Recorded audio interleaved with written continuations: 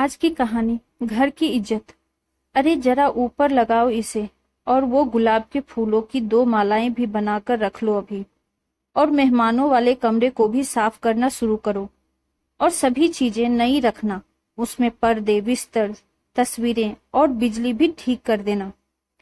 अरे भाई जरा जल्दी जल्दी हाथ चलाओ, अभी कितना सारा काम और करना रह गया है।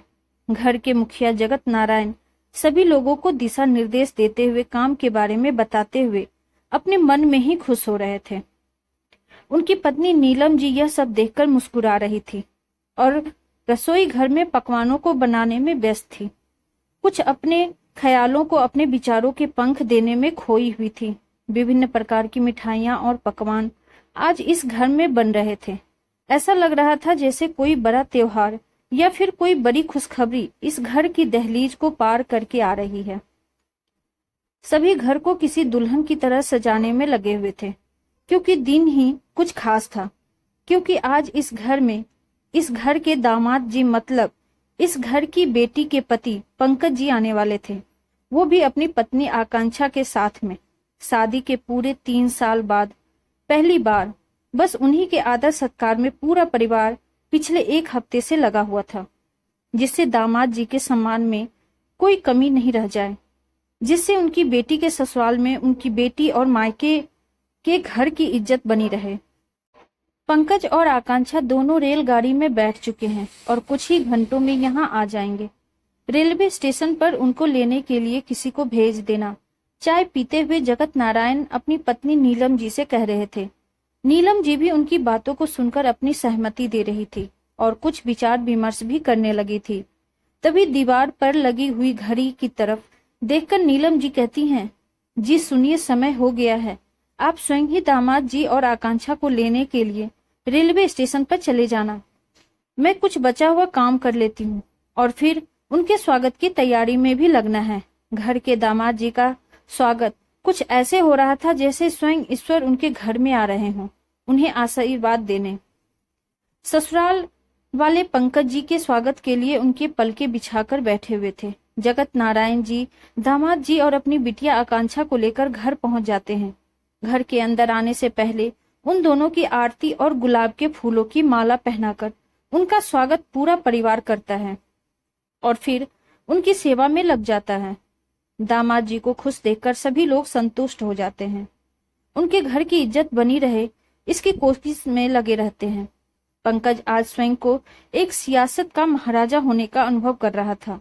इतना प्यार और इतना आदर सत्कार देखकर उसे बहुत अच्छा लग रहा था, मगर कुछ अजीब भी माना कि वह इस घर की बेटी का पति है, इस घर का दामाद जी है।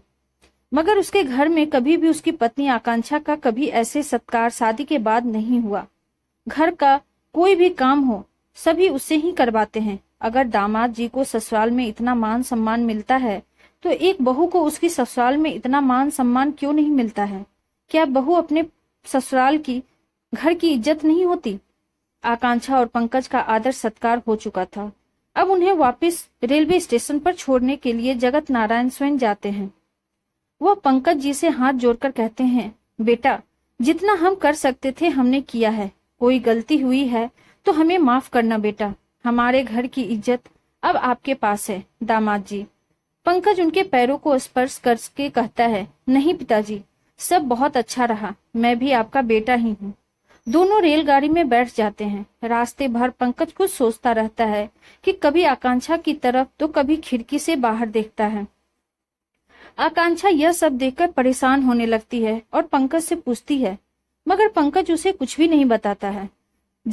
जैसे जैसे समय आगे बढ़ने लगता है, रेलगाड़ी की रफ्तार और आकांक्षा के दिल की धड़कन भी तेजी से बढ़ने लगती है।